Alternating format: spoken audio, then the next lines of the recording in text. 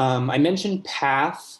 There's lots of little things that you can see in the pathology. There are the extracellular amyloid plaques and the intracellular neurofibrillary tangles. And so what I want you to think of is the plaques are sort of sheets that are made from like woven together amyloid that's just depositing all over the brain.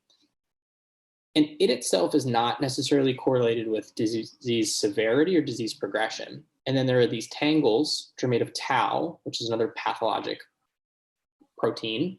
And those in particular do tend to correlate with disease severity. So the imaging that you'll see for the, you'll see some pathology imaging for those. They're kind of best typified. The first aid book has some good pictures there.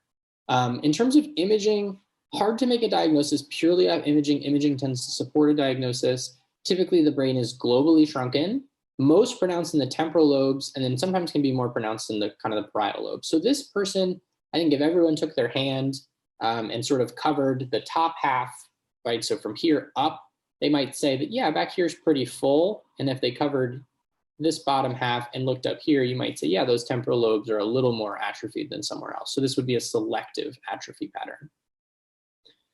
Okay, so these are for my step 2 people. This is how I always teach people. This is the example that I use. Always read the last line very carefully, right? So if I give you a story, a classic story for someone with Alzheimer's, a 75-year-old person is brought into the clinic by their daughter because they got lost driving in their neighborhood. They've been more forgetful. They leave objects in other rooms. They sometimes don't recognize people's faces. And if I say to you, what is the next best step in diagnosis? That is a very different question than what is the gold standard of diagnosis. So what would be the next best step in diagnosis for someone who you suspect to have Alzheimer's disease?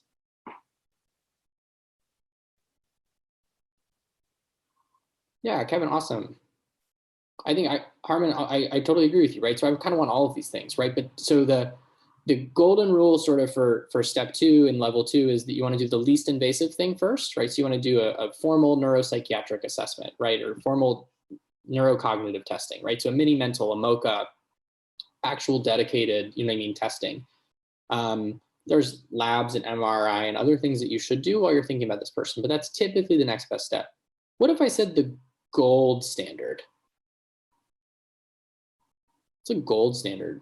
Autopsy. Yeah, Kim. And so I think that anyone would look at you probably rightfully with a lot of confusion if that was your recommendation on sort of the next best diagnostic step.